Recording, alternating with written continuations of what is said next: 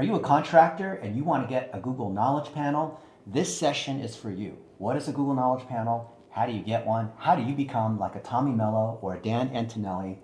If you thought that this was out of range for you and you had to be a celebrity, you're going to enjoy what Jack Wendt and Dylan Haugen and I have to discuss today. Yeah, so today, guys, we're going to be going through the 30 most commonly asked questions when it comes to Google Knowledge Panels. Do you have to be famous? Can I get it now? How to claim it? All those things. So just starting off, what exactly is a knowledge panel? A knowledge panel is the entity of you, your business, your name, your city. Those are all entities. And when Google understands who you are or who your business is, it's going to show all these colored boxes. So type in the name of a favorite celebrity of yours and you'll see all those colored boxes, information, name, favorite songs, movies, all that kind of information. And when Google understands and trusts who you are, then you're going to get that instead of the regular 10 blue links. It's a much better search result. You can Google my name, you can Google Dylan, Google any of our friends, Google Tommy Mello, Dan Antonelli, and that's what you should have.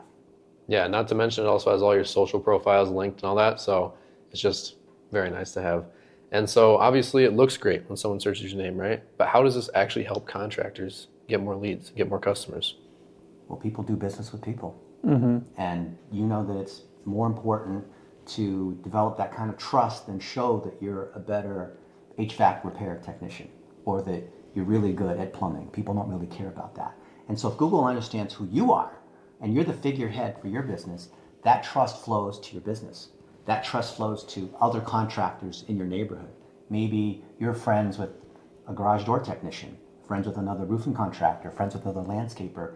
That shows who you're connected to. So when Google understands that you are a Denver remodeling company and that your knowledge panel for you and for your business are closely tied together, that's a signal that Google knows that you're not just some remodeler somewhere in like Los Angeles or nationwide, but you serve this particular neighborhood. It's a signal of clarity that Google understands who you are. And that helps you with all kinds of ranking. It helps you show up in ChatGPT, all that kind of stuff, because it's clear that you are a Indianapolis tree company, right?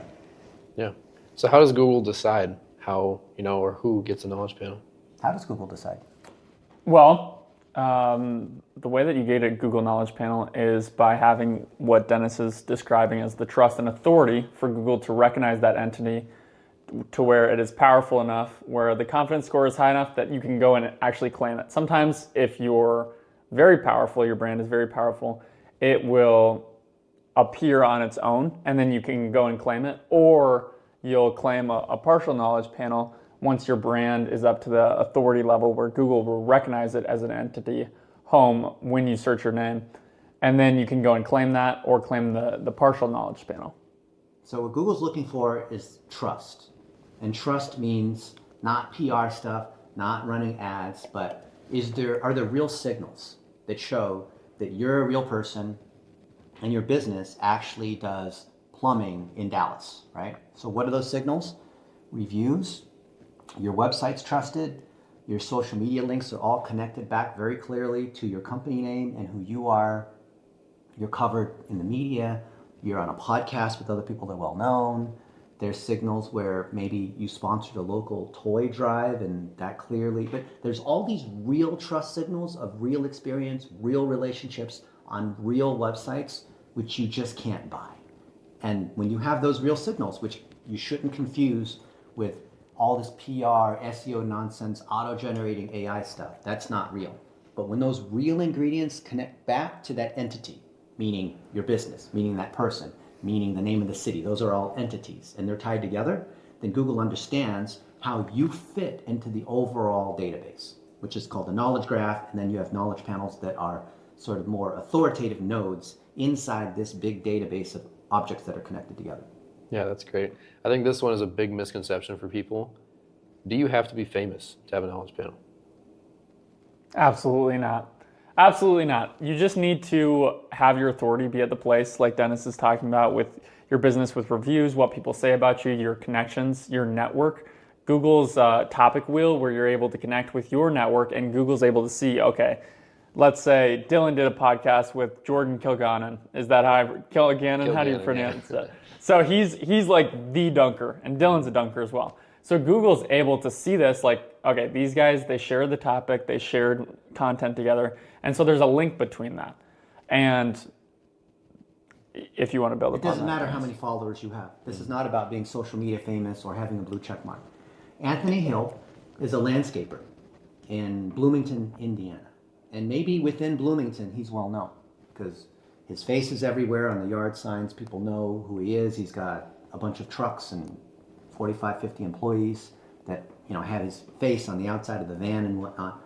But when he started with us, he didn't have a knowledge panel. He had a company that did good work. But in order to tie that back to a knowledge panel, so that Google understood who Anthony Hill was, we had to connect stories of Anthony and the soccer team. Anthony giving out, you know, paychecks on Friday.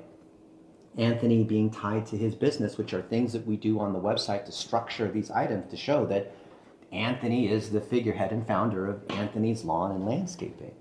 And even with like 20 followers on social media and no YouTube channel and whatnot, not creating a ton of content, he was able to get a knowledge panel because the clarity of showing Google who he is, showing Google who you are and what you do is the most important part. It has nothing to do with fame or views or trying to get lots of followers or trying to be Mr. Beast or anything like that. It's more about clarity than about let's just create a lot of stuff which just creates more confusion. Yeah, I really like what you guys said about, you know, you don't, it's not necessarily like once you hit a certain follower number, and that's like when your knowledge panel starts appearing. I have a lot of friends who have hundreds of thousands, if not millions of followers, and yet they don't do like the same things I do with like YouTube, which is, you know, obviously a big part of Google, and then personal brand websites and stuff like that. And because of that, they don't show up. So it is really just a difference of how you do things instead of, you know, what size audience you have. This is another one people get confused about a lot. What is the difference between a personal and business knowledge panel? So there are knowledge panels on every kind of entity. So it could be the public park, it could be a favorite product, it could be a song, it could be a person. Those are all nouns, objects, and there's different types of objects. Now, there is a knowledge panel for a person, like Dylan Haugen. There is a knowledge panel for a local business. So if your Google business profile is set up properly, it's going to show the GBP, but then below it's going to show the socials and other information associated with that. So that is a subset of a knowledge panel. What we're looking at here is not just, you know, does Google know about that object, but is that object strong enough that it dominates the search results? And instead of getting 10 blue links with the mix of random stuff, it shows the entirety of everything about that object. If there's enough trust and information and interconnectedness, for example, your business or you, knowledge panels on each of those, then you're going to get that full set of results instead of like, well, I'm not really sure who Dylan is, so I'm going to show a mix of all this other random stuff, 10 blue links. Yeah, that's not what we're aiming for, of course. All right, so this one we can take a couple different angles, but what is the biggest reason that people don't get a knowledge panel? Either whether it's through the claiming process or it's not showing up. Well, biggest reason is they don't even know what a knowledge panel is. Very Right? true. They just think it's 10 blue links, or they listen to some people that are talking nonsense about, oh, you can rank #1 in ChatGPT guaranteed or whatever, and not realizing if you actually have a reputation in the real world, you have happy customers, you have crews that are driving around and fixing toilets and installing roofs, and if there's proof of all of that, and if that can be shown in multiple places, and if that can be connected and coordinated and organized together in the right way, then Google understands who you are. Google understands Matthew Janusek is the CEO of Escape Fitness. And you can see that the guy works out, that he's teaching other trainers, that he lives in Orange County, that he has manufacturing in China and in London. Like there's all these facts that truly show these things are happening, and thus there's a knowledge panel for Matthew Janusek. There's a knowledge panel for his company. There's a knowledge panel for each of the products that he makes. It's literally that simple. Not realizing that being Googleable is not about trying to trick Google or paying someone else. It's about taking the information that's already known about you, information that's already on your phone, that's inside your Service Titan or inside Angie or Jobber or whatever CRM, field service management tool that you're using, and that just needs to be connected together so we can see that it literally ties to you as a person. For example, I'll give you one simple thing. On your website, you've got all these different pages. Maybe, if we take Nielsen Silva, who runs Master Touch Pools, and there's articles on how do you, fix your pool, or fix a leak, or how do you clean the pool, all that kind of stuff, right? Him taking care of customers, showing how he's made them happy, lots of articles, lots of blog posts and things like that. But there's no author on those web pages. Well, that's a clear opportunity of information that's been shared that could be associated back to Nielsen Silva, the entity who's the owner of Master Touch Pools. Yeah, he's got a $16 million a year pool company with 2,500 customers that are en route, and he does it for all the big celebrities now because he's well known in the area. But prior to engaging with us, that was all random content that wasn't connected back to Nielsen. Or when he's at a pool, what are these things? These conferences for pool contractors, right? He's like a celebrity there because they all know who he is. And he's taking pictures with these people, or these other people are interviewing him on their podcast. Well, guess what? That podcast, even though it has him in it, if that information is not repurposed to a blog post, and that blog post ties back and even links back to Nielsen Silva, he doesn't get credit for that content. So most of you guys have tons and tons of content all over the place, but it's not organized and connected back to your business. It's literally that simple. Exactly. So much better to just do it the right way and repurpose real experiences. I think this next one is kind of like the wrong way to look at it, but what would you say to someone who's asking, what is like the minimum footprint I need to have to get a knowledge panel? We actually built a tool that answers this exact question. If you look up Knowledge Graph Explorer on Blitz Metrics on Google, we built a tool that you can type your name in, and it will give you what Google's confidence score is for you. Typically, when people populate as an entity, it starts out at a 24, and sometimes you'll see your name down there like 10 times. Like for me, let's say there's 10 Jack Wendts. And what that tells you is that you're not organizing your personal brand website in the correct way because all of those different Jack Wendts aren't tied together. There's no central focus point that Google can see these Jack Wendts are the same Jack Wendt. It's just all these scattered pieces. And so as you connect those pieces and start to add more pieces and other people are writing things about you and there's qualified information outside of your own website, outside of your own social postings, those are also important. But as your confidence score grows and grows, typically we like to see 60 to 80. Sometimes we can do less than that, but check out that tool and you can see what your confidence score is at now. So the confidence score is a good way to determine, do you have enough power over all the other people that might have the same name? So if I look up Tommy Mello, for example, there's not a lot of other people with Tommy Mello, so I can maybe claim that knowledge panel with like a 40 or a 50, right? But if there's a lot of other people with that same name, I might need to be 300, 400, whatever that number is, because in order to trigger that knowledge panel, not just to have the knowledge panel, but show the knowledge panel when people are searching, I need to have sufficient headroom above all the other results, right? Where Google has enough authority, confidence, like that's why it's called a confidence score, that's higher than all these other ones. Because if Google is not sure, and there's 10 other Dylan Haugens, it'll just show the regular search results. But if it's like, yep, this is Tommy Mello, I'm positive this is who he is, and all this other stuff is actually connected with Tommy Mello, and it's tied together with the website and the socials and schema and these other pieces which are necessary to tie it together, then you'll show up. So a knowledge panel is Google confident enough to show you or your business above all the other things that could rank. So it's even more powerful than ranking number one. It's one level above that, if that makes sense. Yeah, I want to make sure that the person is searching for you and not many of those other people. Yeah. All right, this next one is, what does Google look at? What are the things they look at when they're verifying a person? What are they looking at? Yeah, I'd say the top things are your social channels, your website, what other people say about you. So what does reputation look like online? It's your reviews, it's social posts that people say about you, it's co-created content like podcasts, things like that.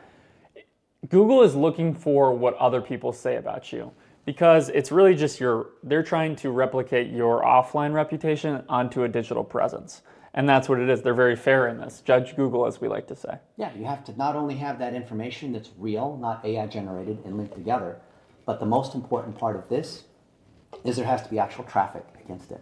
So when there was that whole lawsuit with Apple and the DOJ, and Google had to reveal how their algorithm worked, they revealed that the number one factor Google uses is looking at Chrome clickstream behavior data. So when they see what real users are actually doing when they're watching YouTube videos that you produce, that they actually stay, when they go to social media, when they're searching in Google Maps or whatever, and they click on you or click on someone else, and they stay on that website and they actually click around and scroll, Google's picking up on all those clickstream behavioral signals to determine this actually is Dan Antonelli. And if Google finds that there's, let's say, 200 people a month, I forgot the exact number, but for Dan, I think maybe it's something like that. There's 200 people a month that are typing in Dan Antonelli kick charge. And if the majority of those are coming to the knowledge panel and people are having a good experience from what Google can tell, then Google's going to continue to show that. Now, if there's 10 other Dan Antonellis, and the Dan Antonelli that we know, like, and trust is only getting 10 or 20% of that, then Google's like, well, only 10% of the time is it going to be relevant. I'm not going to show that knowledge panel. So what you have to do is look at the total amount of traffic there is for that particular name, for that business. And if you can get most of it, say like 2/3 or more, then Google's going to have enough confidence to say, you know what, if I show this knowledge panel, there's a high likelihood that it's going to be what that person's looking for. Yeah. So that's why we like to run ads, right? So it's super high relevance, and that way we dominate. We show Google, hey, of all the traffic that's coming in on that business name, all the traffic for that person's name, if the majority of the time it actually is for us, with that, maybe it's John Smith, but we're the most popular John Smith, that works. And I've verified that with engineers at Google that yes, running ads on branded terms, driving to your YouTube and knowledge panel, showing the trust, showing information about you actually helps your search results. Yeah, I want to truly own the name on Google instead of just like having a knowledge panel that doesn't necessarily show up. All right, this next one is, what is entity consistency? Entity consistency, that's a technical term. Mm-hmm. So if I look at who you are, most people think, oh, well, it's the website. No, the entity is who you are. Now, the entity is expressed as a YouTube, as a Facebook, as a Google business profile, as the website, on Yelp, So your entity is being seen across all these. These are signals about your entity, but they all go back to the entity itself. And so when there's consistency on your name, address, on your phone, on if you're John A. Smith versus John Smith or Jonathan, or if there's information that's not tied together the right way, or if you have kind of a fractured entity where you just have a website and then all the other stuff is around your business, then it's not really clear. It's not really tied together, right? So if you have a round topic wheel and you're Anthony Hilba of Anthony's Lawn Care and Landscaping, and that same Anthony is out there doing estimates on trees, is hanging Christmas lights, is doing snow removal, is starting a new location in Nashville. And all of those are connected back to the company. And then any content that's created with Anthony is connected back to Anthony as the entity. That creates entity consistency. Think of it this way. Any piece of content you've created, you put it on YouTube, you put it on the website, you put it on TikTok, whatever it is, that piece of content done right has a story. Meaning it's someone that's doing something somewhere, right? Subject, verb, direct object, that kind of thing. Well, each of those ties the other entity. So for example, in this video, we have multiple entities. We have us three people as entities. Can we take this video, turn it into a blog post, and then show and link back to our personal brand websites, link back to High Rise Influence, which is an entity as a company, link back to Local Service Spotlight, link back to the fact that this is in Minnesota, we're making a video here. Think of it this way. Anytime you have a piece of content, there's entities, underlying entities that tell the story. And if you don't explicitly tag and link back to these entities, you're forcing Google to guess. When Google is confused, that's when you have this entity confusion, right? You can reframe entity consistency as when you tell a story or you write a blog post about something that happened, you help Mrs. Smith because the roof was leaking and whatnot. Okay, well, what are the entities tied back to that story? There's Mrs. Smith, there's the contractor that went out, there's your company, there's the city that thing happened. Like all that real information around that story. You probably heard, in grade school, when you tell the story, there has to be who, where, how, what, when, whatever, that you have to answer those questions. That's another way of having entity consistency. Yeah, I've helped so many of my friends that just have like different usernames and stuff like that. Just like try to condense it all into the same thing. And even simple changes like that can make big differences. I think local service business owners probably have less of a problem with that because they're not trying to be like, oh, cool and stuff, but still just simple changes can make a big difference. All right, the next one is, how much does your personal brand website matter? It matters a ton if you're in a business where there's trust. Now, if you are a towing company, well, no one wants to know the name of the towing company because everyone hates towing companies, right? Or you're a personal injury attorney, that trust means a lot because that's how people make decisions. We were just talking with Scott Pryor, and he's a personal injury attorney in Atlanta. And people will choose Scott Pryor because they identify with him because he's a veteran, because he's in Atlanta, because he does rock and roll, because he's doing good things in the community. In other words, does reputation matter? If it does, then you want to connect all those items together. Yeah. What proof or trust signals or anything that Google is looking at when they're, analyzing your digital presence matters the most? The signals that matter the most are the ones that can't be faked. So let's start with what are the things that they don't respect? What are the things that can easily be done? You can buy press releases. You can have AI generate all kinds of articles. You can run ads. You can use various tools that claim to do all these whatever magical kinds of things. Those don't carry trust. Why? Because anyone can use those tools. So let's reframe the question. What are things that we can do that a spammer in some random country can't do? How about co-creating video together with people that are well-known, published on a website, like a well-known local news site, like you were recently featured in the local news, right? That's a big deal. Not anyone can just post on the Star Tribune with a video showing him doing the thing that he does, right? And then where there's traffic against it, where people actually watch the video of you doing the stuff that you did a dunk over a reporter, you jumped over him and did a slam dunk, right? Well, that's something that AI could maybe generate a video like that. But it was on a trusted site with a trusted person doing actually doing the performance. Mm-hmm. So we call those the three components of authority. Who is it with? Where is it being posted? What are you showing? So any content you have will have some aspects of those three components. So think about what has the highest level of trust. How about being in you're Denver plumber. Well, how about being in the Denver Post?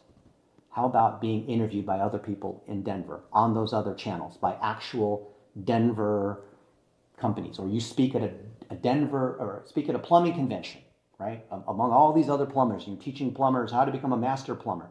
That's a high trust thing that not anyone, like I couldn't go out there and just post on, as the plumbing conference. I couldn't just post on the well-known newspaper or TV channel in Denver, right? Google's looking at the things that a spammer or an AI tool couldn't just generate. It's literally that simple. We were talking with our friend Jose, who's new in our program, and he is a remodeler in Boynton Beach, Florida. Well, he's connected in Boynton Beach. But if you look at his whole website, maybe by now when you see this, it's fixed, but it's just auto-generated slop, right? Oh, here's how you should remodel. What a remodel costs. 7 things that you should look at when you're refinishing your kitchen cabinets. That doesn't carry any trust, right? People say it's important to be trustworthy and authentic and all that. Well, do you have the real signals that other people can't duplicate? Those are the 3 components of authority, and you betcha that that's what Google's looking at. Yeah, I think you kind of answered this next one as well, but the next one is, can I buy or fabricate a Google Knowledge Panel? You could try. A lot of people will promise that you could buy it. There's people that sell these things, and there's what's the name of this guy who's going around and selling these things for $2,500, claiming that you can buy a Google Knowledge Panel because he has a backdoor into Google and he can convince Google to turn the knob. Like, no, it's all generated by their algorithm. There is no magic switch on the inside. If you can figure out how to do it, though, it would save us a lot of time and money. So we would appreciate that. Been trying for almost 30 years. Yeah. Yeah, but that's also why it's so much more valuable, because now it's even almost harder to get verified on these other social platforms because they don't want to verify people. Like the process of like getting verified is very similar, but they'll just deny everybody because you have to pay. Yeah. And that's a huge downside of these social platforms. So that's why it's so much more valuable to have this Google Knowledge Panel, because you truly do have to earn it. Do press releases help? Again, kind of answered What already. do press releases do? Well, what happens when you go to PR Newswire or any of these places where you pay $79 and they'll distribute you to like 200 different places, right? And syndication is what that's called. And maybe it's on Yahoo News and Monster or the classic three, Forbes Inc. Entrepreneur. So whenever you hear Forbes Inc. Entrepreneur, that means press release. Yeah, we'll get you featured on Forbes. Forbes has a section for advertising and they just post thousands, millions of these things here. Why do those carry no signal? A, they get no traffic. B, they're no follow links. C, Google is aware that those are paid press releases. And D, it doesn't carry any EEAT, right? Meaning, oh, press release, so-and-so just got promoted to vice president, or so-and-so firm just hit $2 million a year for their roofing company. No one cares about that. There's no real value. It's just a press release, right? The nature of the content is crap. All of these signals are aligned to show no value, no reason that Google is just going to kowtow to you and show your stuff just because you want them to. So what's the exact opposite of a press release, which is paying to try to get someone to push your commercial? It's basically a commercial. It's called earned media. Earned media is you actually earn their attention. You were asked to speak at a conference but weren't paid. Or you do a webinar and it's free. Like Chuck Thoke and we did a webinar a couple weeks ago. And we're showing all these roofers how to get a knowledge panel and how to use AI to be able to fix the website. We weren't selling anything. We were literally showing, here's how we do the stuff that we do. And that is real earned media. Chuck shares that on Facebook. That's also a signal, because you can't pay Chuck Thoke just to share and endorse you, right? Chuck Thoke shared that we helped him get his knowledge panel.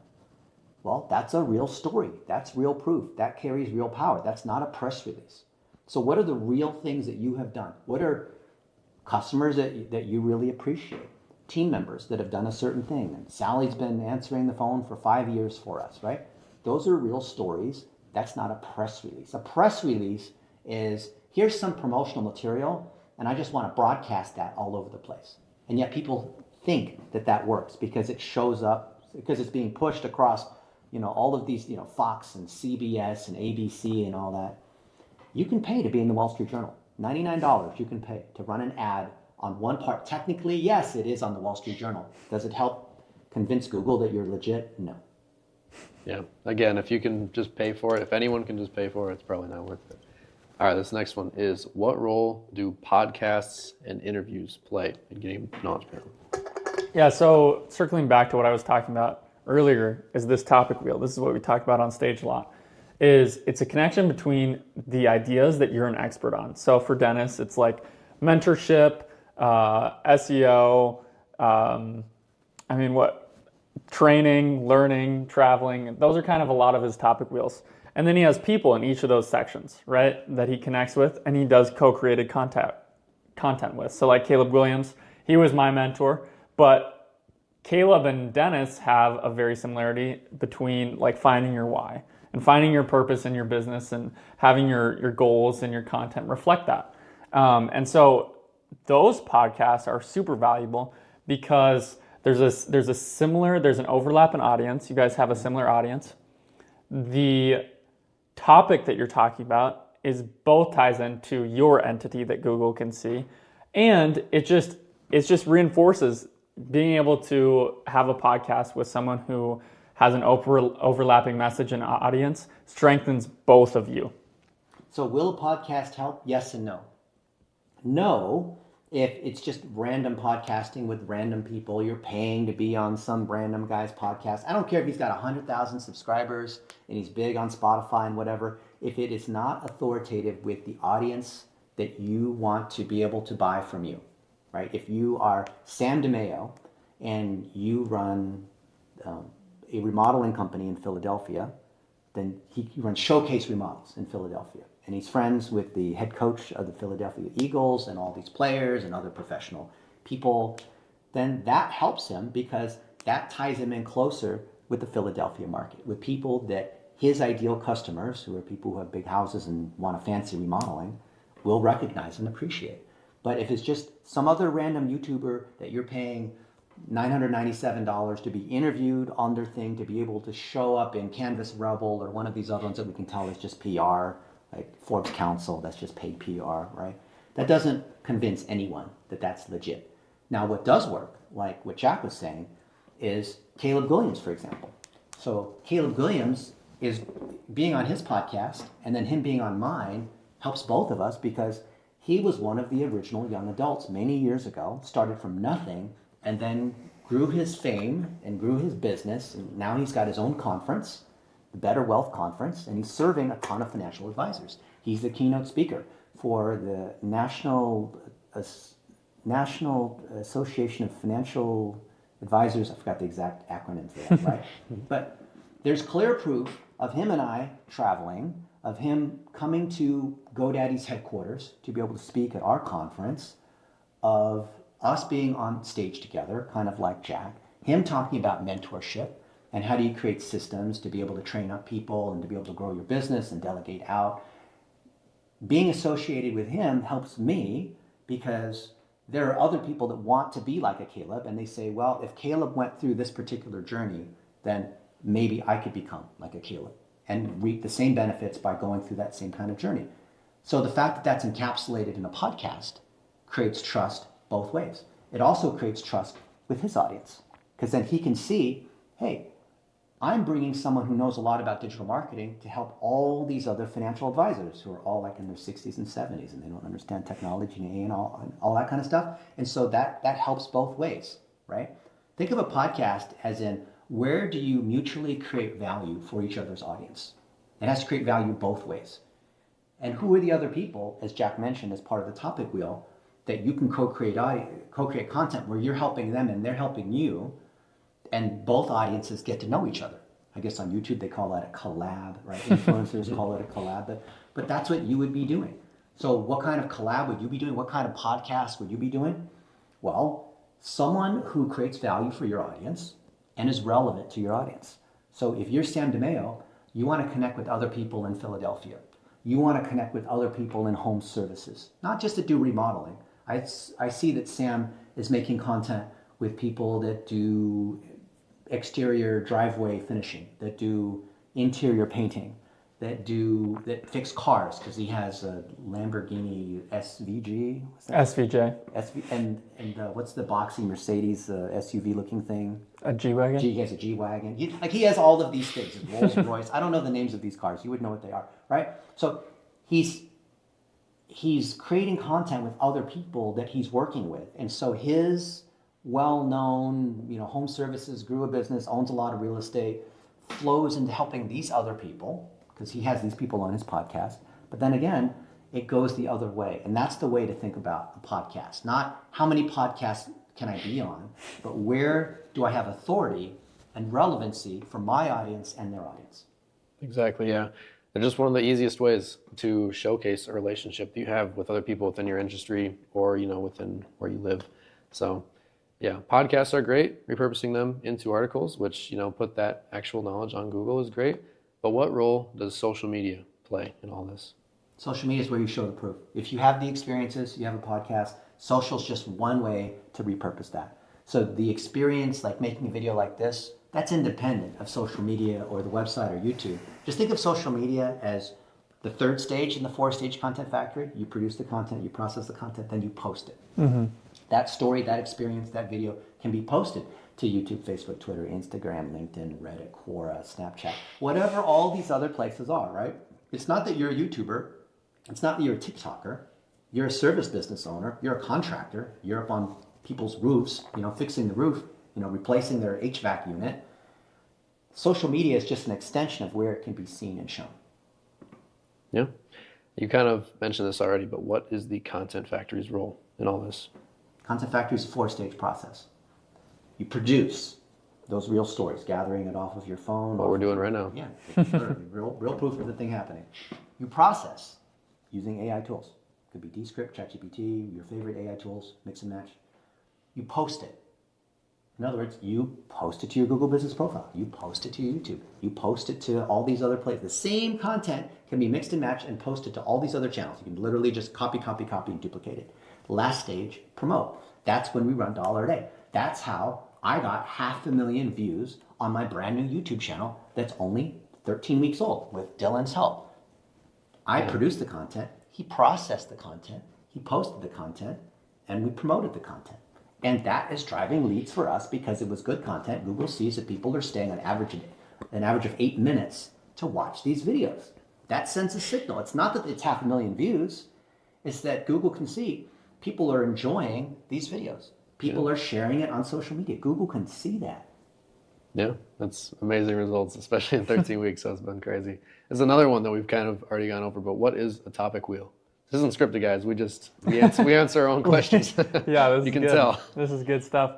I mean, you guys already got filled in a little bit what the topic wheel is, and if we could put a graphic somewhere in this or drop it below, it would be great. But in the middle of your topic wheel is you and your business. That's the entity home. And typically what we have that be is the personal brand website. That's what ties everything together. That's what ties the topic wheel together. So then Google can see it in this one clean, digestible input that Google can then output as how they rank on your name, how you rank above other people, and your Google Knowledge panel once you're ready to claim that. The topic wheel, as we described earlier, is your connection between the topics in your wheel, which is the topics that you're an expert on, you share value on, that you're qualified to talk about, and that your content or your website revolves around, or even your product or what you sell or what you do. And then on top of that, it's the people that connect to that same mission or that same why. So like we were talking about with Dennis and Caleb, it's start with your why. It's finding purpose in what you're doing and how that translates to living a fuller life, quote unquote. And that's just one example, but most of the time we have people find 6 topic wheels, 6 things that they're an expert in, and then connect with people in their network based on those things, and then you build content. So the co-created content that we were just talking about, podcasts, collabs, social posting together. Sometimes it's like shared webinars, shared summits. Caleb does a lot of that. So things like that. So if you're a contractor, here's what a topic wheel is for you. You are a roofer in San Diego. Well, okay, so there's roofing, there's San Diego, but then you want 6 items, and there's a reason why there's 6, but think about the other ones. Maybe it's you believe in Jesus. Maybe you like to surf at the beach. Maybe family's really important to you. Maybe you're a veteran and that you learned from your dad and he was a roofer and then you became a roofer too, right? So you have these 6 topics and these are spokes. You want to make each of these spokes as strong as possible because the spokes intersect into the hub. The hub, the entity home, as Jack talks about, is what centralizes the power of that particular entity. Now, as Dylan asked before, if there's no personal brand website, there's no hub to your wheel. Mm-hmm. What happens if you have the most amazing spokes and all that kind of stuff and there's no hub? The whole wheel falls apart. Yeah. So often what we love to do is we'll see, someone will be like a Denver roofer, right? Mm-hmm. And they're a $10 million a year roofing company. They've got 500 reviews. They've got a great reputation, all that kind of stuff. But there's no hub for John Smith, right? And there's some information about the roofing company, but the roofing company's name is A1 Roofing. Well, how many other A1 roofing, there's A1 Garage and A1, okay. So you can see that there could be these items here, but the spokes are not strong enough, and then there's no hub to connect them in. Sometimes it's as easy, not always, so we have to look at your situation to evaluate. Sometimes just the hub is missing. Mm-hmm. So if the hub is missing, and we can connect stuff together between the company website, the personal brand website, connect all the socials back in, organize all the content you've ever made by topic, not by calendar, not by Thanksgiving and Christmas, but by topic, by the city, by the interior, metal roofing, commercial roofing, roof fixing, roof leaking, hurricane roofing, all the topical stuff. If we can intersect that back to centralize it in the entity of your business, in the entity of you as a person, that's all Google wants to see. Yeah, and that was me at the start of this year. I had all the social posts and all the followers or whatever you want to say, but I didn't have a personal brand website. And so Dennis stepped in, helped me do that. And since then, I believe my You did that. Yeah. You just did some follow of it, directions. Yeah. But at the start of the year, I think my confidence score was like around 100, and now I'm at like 260. So you can see, Wow. obviously, I'm starting at a pretty decent level already, but if you are not there at all, you can definitely see that just getting something like a personal brand website that can organize all that is going to take you a long ways. And as Jack mentioned, also, all the like resources, like if we're talking about like topic wheels and stuff like that, you can always just search Blitz Metrics, topic wheel, Dennis U topic wheel, stuff like that, and it'll show up because you get practice what we preach. So all it is one Google search, one ChatGPT search away. All right, how do you fix incorrect info on a knowledge panel? Well, first off, you have to claim that knowledge panel. Yeah. You have to be verified on Google to be able to then access that knowledge panel. And then when you have access and you're logged into that particular account, you can go up and you click edit in the top right. And then maybe there's a picture you don't like, maybe it's the wrong information, maybe Google gets confused, it happens a lot, and it shows there's another guy named Dennis who's a Hong Kong film director. I mean, a 2-letter last name, there's a lot of people with the same name, right? And there's also a Silicon Valley director of product management. There is a professor at Clarkson University with the same name as me. So every once in a while, I'll notice that one of the other Dennis U's will pop into my knowledge panel. Oh no. So then I have to clean it, and then I'll be like, oh, the guy looks just like you. He looks younger, he's more handsome than you. You should leave it in there. No, I need to have it be accurate. So, maybe if you're like me, you have a maid who comes and cleans every week. I get a lot of hate from people like, Dennis, you're so lazy. You don't even clean your own place or do your own laundry. No, I have a maid who comes and takes care of that. So every week or every month or so, you want to come in and look at your knowledge panel. And things change all the time, right? And Google sometimes gets things wrong. So you should come in and look at it, or have your assistant or marketing person come and look at it and see like, oh, well, I was just with Lance Bachman in Philadelphia, and that information should show up here. Or I sold my company, or that stuff is out of date on Google's understanding of who I am. And yes, you can tell Google to fix it, but often Google has it wrong because you didn't fix it at the source. So if the information's still wrong on your LinkedIn, on someone else's blog, I totally forgot I had that MySpace profile and it said this and that. Well, you have to not only tell Google from claiming your knowledge panel, if you're lucky enough to have one, but you have to fix the underlying source at the same time. Because if the source isn't fixed, Google's going to, you might be able to change it up here, but then when Google's continuing to update, it'll rebubble up again. So you have to fix it from both angles. Again, entity consistency. Always gotta, make sure you're managing all your stuff. I had a friend that recently, actually it was Jordan Kilgannon, where his main picture on his knowledge panel was showing up as his brother, Grant Kilgannon. But they look kind of similar. He was wearing the Jordan Kilgannon shirt, but just let him know and it got fixed within a day. Another thing is, even if it's not necessarily wrong info, but sometimes it'll just be missing info. Like I have, I think for a while mine wasn't showing my Instagram or something like that on the social profiles. And again, just submit an edit request, have the link in there, and then you got more. So it's great. How about negative press or haters? What about that? How does that influence knowledge panels? So negative press is part of something called reputation management. And we know that the correct way to do reputation management is to be able to preempt that by having so much positive press that other stuff gets pushed down.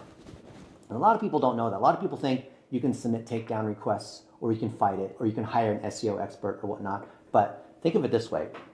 The best protection against someone who's trying to smear you, against, maybe, like I have friends who are CEOs of big companies, and then their son gets in trouble for a DUI, or one guy, his son got in trouble traveling internationally and got charged with murder.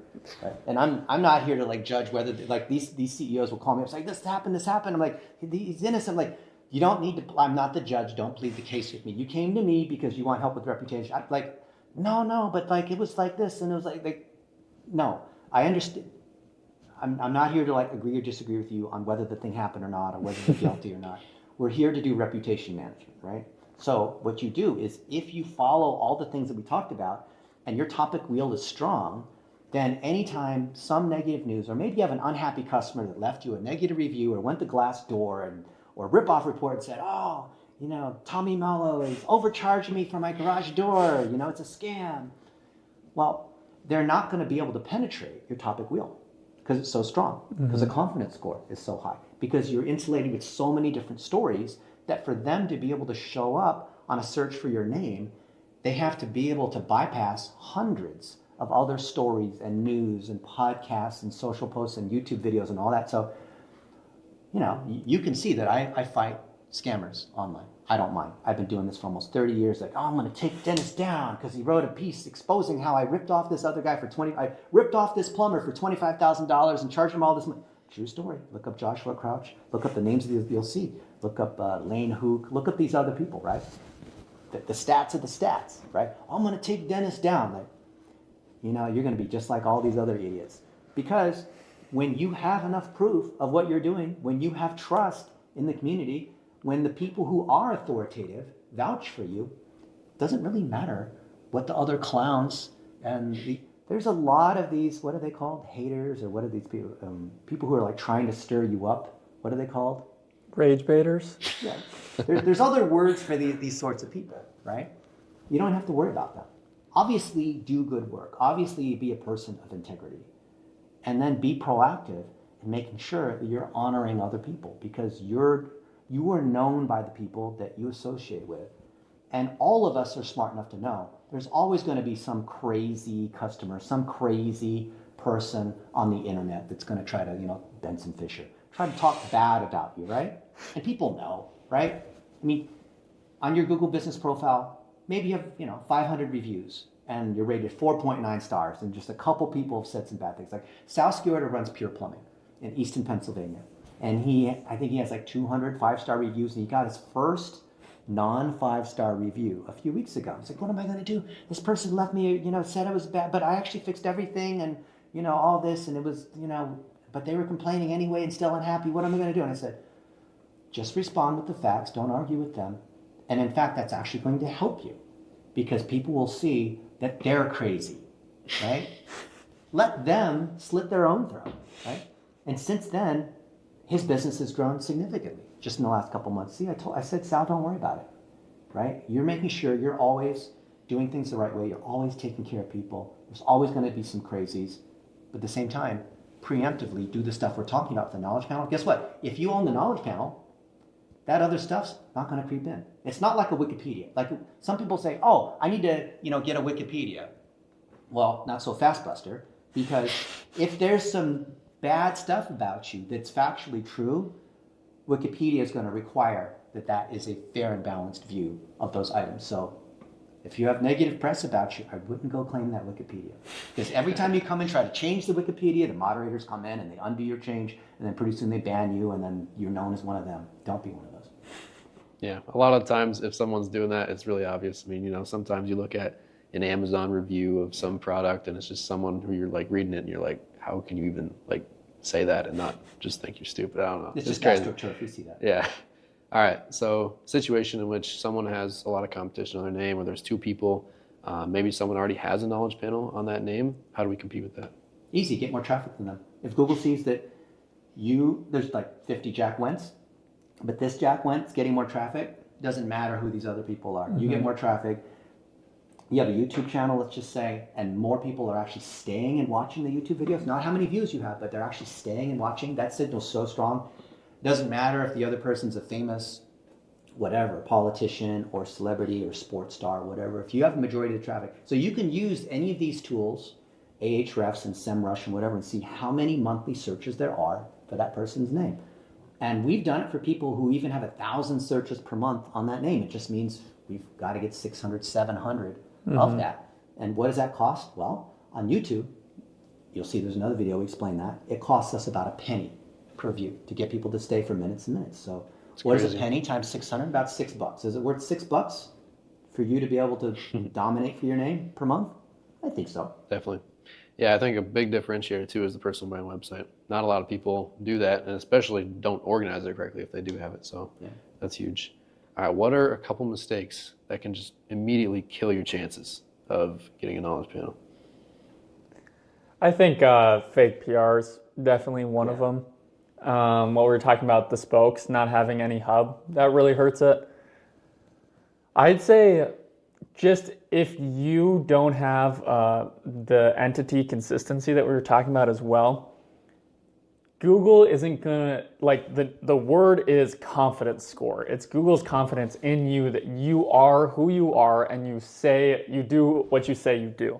And so if there's discrepancies in that and your brand is shattered, why would Google ever verify you? Why would it want to show the people that are searching on your name that you are who you are when Google doesn't even know that? And it shows Google that you're intentionally trying to manipulate it. So Yep.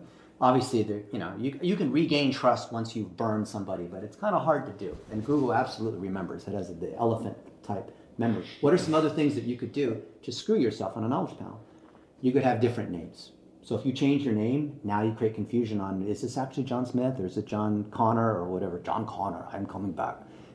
I finally watched those two movies. Yeah, You, first two. you have to, so you've got to be like, it has to tie back to a singular name. Some people in the Philippines, for example, have 3 names. Like that creates confusion. The paid PR, whatever it creates a lot of noise. Sometimes we have to go in and delete all that, and that's tough to do.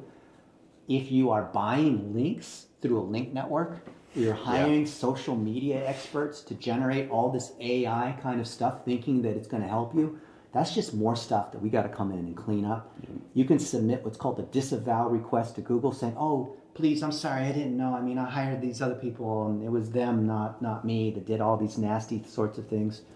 But any of those things that are there where you're trying to trick Google, you are buying links, you're setting up fake profiles, you're using what's called CTR, which is manipulation on fake profiles that click on stuff, that's going to hurt you. If you get banned, so if you look on your search console and it shows that you basically have been banned and you have penalties, that's going to hurt your knowledge panel. Like all of these things that would hurt you from a typical SEO standpoint, what's called black hat, that'll hurt your knowledge panel. Yeah, don't want to do those. So let's just say the person watching us right now is hearing all this great information and they're ready to claim their knowledge panel. What are some signs that it might not be worth claiming right now and it might be, they should probably wait a little bit longer and build it out a bit more first? Well, at first say, if your knowledge panel is stronger than all the other knowledge panels, when you use our tool and you do a search like Jack said, if your confidence score is, if you're number 1 and that confidence score is way above all the other guys, that's a good signal. Number 2, if we click on that knowledge panel ID and we see that you own all those objects there and it's pretty deep, and it's not someone else's stuff mixed in, that looks pretty good. Number 3, if we search your name just regularly on Google in incognito or PDIPS equals 0, which is not being logged in, and it shows all your kind of stuff with or without a knowledge panel, that's good too. If all 3 of these things are true, I'd say you have like 80-90% chance, if you follow our directions on how to claim, that you'll get that knowledge panel. If any one of these things is not true, it's a throw up. Who knows? Yeah, I think the biggest thing is definitely like having a recognized entity and then owning like all the stuff under that. And in those cases, I think I haven't seen anyone get denied when that's the case. So yeah. How long does it take to get a knowledge panel? Again, kind of a bad frame of thought, but how long does it take? Well, how long does it take to become the number 1 guy in your neighborhood? How much competition is there? How many other roofers are there in Aurora, Colorado versus New York City, right? So generally though, 3 to 12 months is about how long it takes to get a decent knowledge panel. Now for that knowledge panel to stick, for it to be a full knowledge panel, for it to trigger all the time, for it to show authoritatively and show in related search results, and to actually help your search rankings when people search Denver plumber, that could take 18 months, 24 months. So it's not that you get a knowledge panel. The knowledge panel is just showing, yes, I'm trusted by Google at a high enough point that they're willing to show a knowledge panel on me instead of me just being one of the random 10 blue links. But we want to go further and see, does it make the phone ring for your business? If you're a contractor, you want the phone to ring. You want to rank in Google Maps when someone types in emergency plumber, San Diego, California, right? That is one step along the way. Yeah, claiming is just a start. It just continues building out over time. And, for some situations like Tommy Mello, we just helped him. Like his will probably stick right away because he's already huge, But it really depends on where you're at. But his confidence score is only 24. It's true, yeah. It should be like 300, I was telling him. I actually do think the one that we claim doesn't show up within our tool. That'll happen sometimes. So if you have a knowledge panel that shows up just when you search your name, I would claim that one. But if you don't, then yeah, definitely use our tool. Because Google doesn't show all the data. Yeah. Like you do a search on your name, it'll say like 32. When it says 32, that means there's at least 32. Yeah. Could be hundreds. Yeah, exactly. What is the ongoing maintenance then, once you already have this panel claimed? Well, you should look at it, of course. Yeah. Search your name, right? But also, I think diagnostic factors like looking inside your Search Console, looking in your Google Analytics, looking in your CRM, if you have everything tracked, so you have marketing referral source of where it came from, like if it came from ChatGPT, which can refer to a knowledge panel, then that gives you a sense kind of the heartbeat of that knowledge panel. Not that you have a knowledge panel, but it's actually driving traffic. It's actually part of your search results. It actually helps your business instead of just a pure vanity play. And then you want to always make it stronger. You want to increase the confidence score.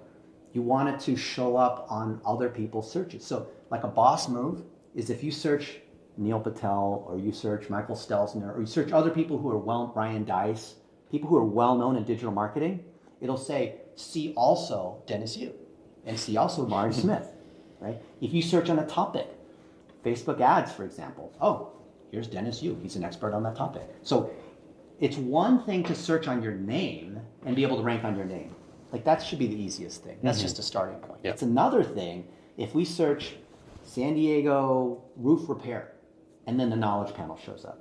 The knowledge panel of your business, the knowledge panel of you as a person, those are first-class entities. Not just random blue links, but a first-class entity is a full-blown set of search results where there's many search results contained in that entity. That's what we're looking for. Yeah, and it's fun too. I check my confidence score all the time because it's cool to see that what we're doing is really working. So it's a great positive reinforcement cycle. What is the biggest thing for these guys like Tommy Mello, Dan Antonelli, who are already huge, making tons of money, doing all these great things within the local service, business area?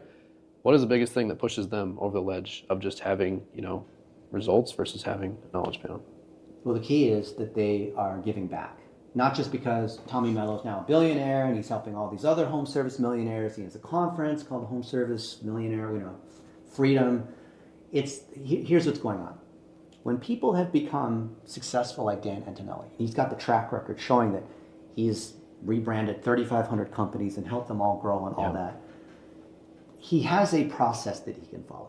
Tommy Mello has a process on how he trains up new garage door technicians and how they do ride-alongs and how they furnish their vans and all that whole process, right? When that process is published and other people are able to follow it, guess what? Google and ChatGPT can see that other people are following that process. Google can see that other people are actually growing their garage door businesses, growing their plumbing and HVAC, whatever kinds of businesses, following that. So when I associate with Tommy Mello, and I've been on his podcast a few times, which is awesome, then that shows, that flows trust in both directions. Because Tommy will say at the beginning of these podcasts, such an honor, my buddy Dennis Yu, he helped me when I was small and now I've grown. That's good, that edifies me. And then I'm edifying him. That helps him in a podcast because when you interview someone on a podcast, that other person can be the expert, but all of the goodness and trust flows to you as the host, which is a lot of people don't understand, stuff like that. So when Dan Antonelli posts multiple times per day on Facebook showing, here's a rebrand that we did, here's the before and the after, here's how their business is growing, here's how the conversion rate's growing, he's actually helping them. I mean, it looks promotional because here's another great example of what KickCharge has done, but it's actually helping that client of KickCharge. So that's why we do the same thing. I even wrote an article on how to write an article to honor somebody, because then we're able to link to them, we're able to talk to about how these young adults have been able to grow their parents' businesses and how they are growing, like Isaiah Pryor. We were just with him an hour ago. He's the young adult that helps Scott Pryor, who's a personal injury attorney and a musician. That is awesome. We're uplifting them. And so a Tommy and a Dan Antonelli and even you and a Isaiah Pryor are what we call a lighthouse. A lighthouse is that shining example.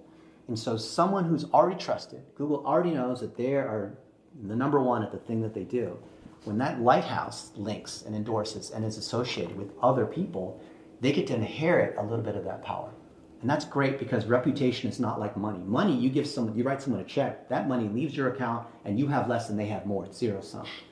But with reputation, trust, and authority, when I'm edifying Jack, he's getting more of my trust, but that grows me at the same time. That's that weird thing that people don't quite seem to understand. Like it's better to give than to get, that kind of thing. And I think when you understand how reputation works, then you want to edify other people in your community. You want to edify your mentors. You want to do a podcast, not for you being famous, but because you want to honor these other people. That grows your knowledge panel, grows your brand, it grows them at the same time. And it shows Google who you are because it builds out your topic wheel, and the spokes and the hub for you and for them become stronger. Yeah, podcasts, again, are just like one of the easiest ways to kind of share those relationships that, other people might not necessarily see. That's kind of like I started a podcast, but I didn't necessarily know that at the start. So I was just kind of doing these for fun. And then learning from Dennis, I was able to like take these relationships I already have, like Jack said, with these big people within dunking, and then make podcasts with them and then repurpose it. And then again, I'm helping them out because a lot of them don't, do things the right way when it comes to Google, but then it helps me as well because I'm connecting with people who are a lot bigger than me within the industry. So let's move on to how and why do PR agencies fail when it comes to doing this? I know we've mentioned this a lot. We got 2 minutes too. Yeah. Well, how do we start?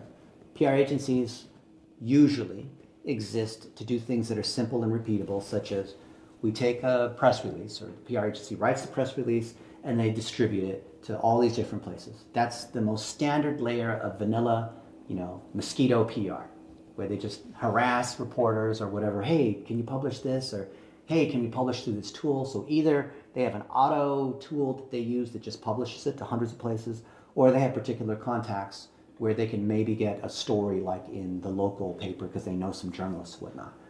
But here's what you need to know about PR. Does it actually move the needle? Some PR people are actually able to do that because they can do what's called earned media, because they can actually get you on real TV, which you can't fake and just pay $79 for. And they understand that it needs to generate traffic. So generating traffic is a two-sided coin. A, the underlying story has to be strategic and interesting enough. It can't just be like some random press release, which, like, why would anyone share that? Something meaningful, right? About how so-and-so was able to overcome this particular issue and now they're doing something amazing in their neighborhood, right? Yeah. And the second part is you've got to do more than just distribute. You've got to run ads. You have to promote.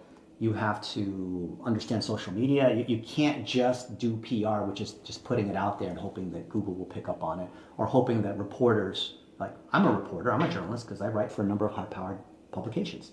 And when people hit me up with, hey, you should write about this client of ours, like, why?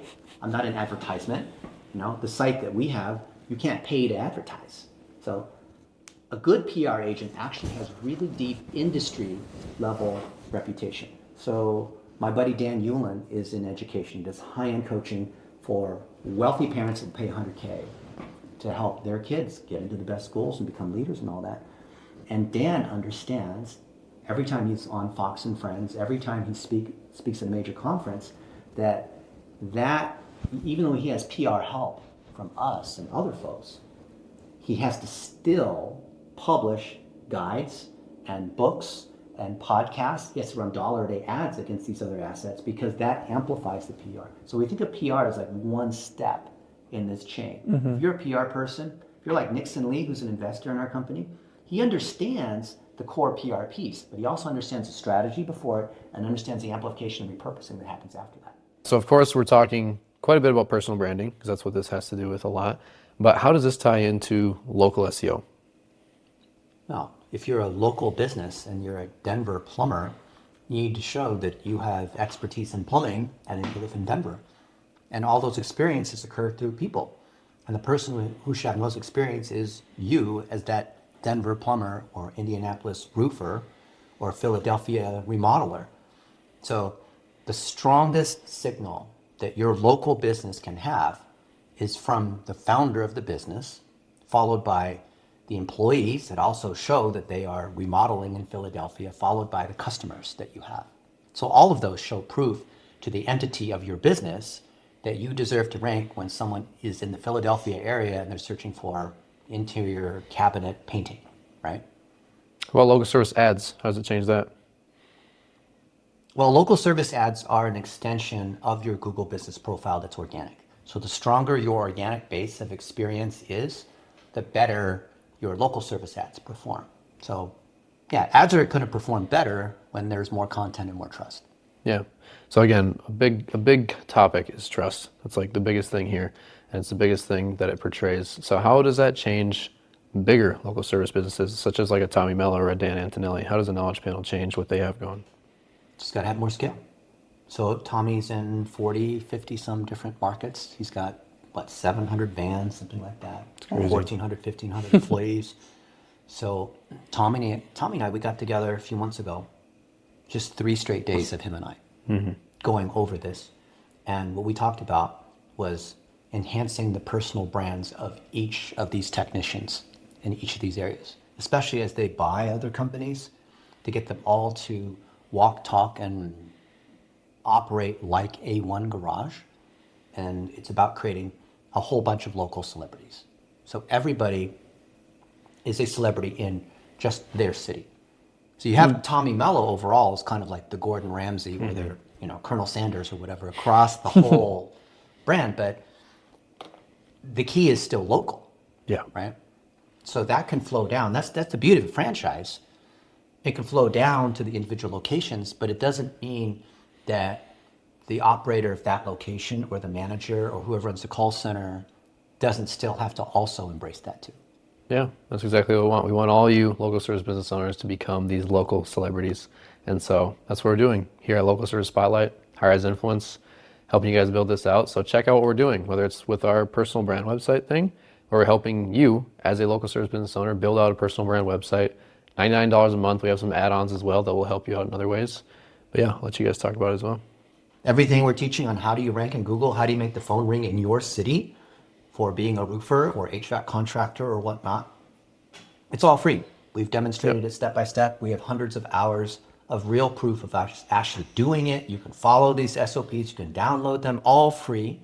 But if you are $2 to $10 million and you would like to have our help doing it, you can hire a young adult as an AI apprentice, High Rise Influence. Or you could have, if you don't have a young adult, you could hire one of the existing young adults that we have, and they'll do it for you and document everything. Everything's transparent. It's based on looking at your data. It's based on these principles. In the same way, if you're a plumber and you're expanding and you're hiring other apprentices to eventually become master plumbers, they have to get certified, right? Just because someone says they watch plumbing videos on YouTube, they have to be certified. You go to trade school, you become a pilot, you become a surgeon by going to medical school, by being a resident, an intern. Same is true in digital marketing. Why wouldn't it be? So when you fix something or you do new home construction and the city inspector comes by and you don't want to get any red tags, which is to get rejected. You want green tags because the city can come by and inspect. Well, why can't your digital marketing be inspected? Inspection means that someone else can come in and validate it and make sure here's a checklist that it's got to pass, right? Your digital marketing, your SEO, your website, your social media, your ads, all of it should be able to pass the checklist that we publish. Nobody should be afraid of the inspector. And in the same way, whoever's doing your digital marketing, I don't care if it's one of these other agencies and how long they think they've been doing it, if they can't pass the basic inspection, and this is the inspection that Google and these other folks publish, their rules are public. People will want to attack us or whatever, like, why would you argue against what Google says? There you have it.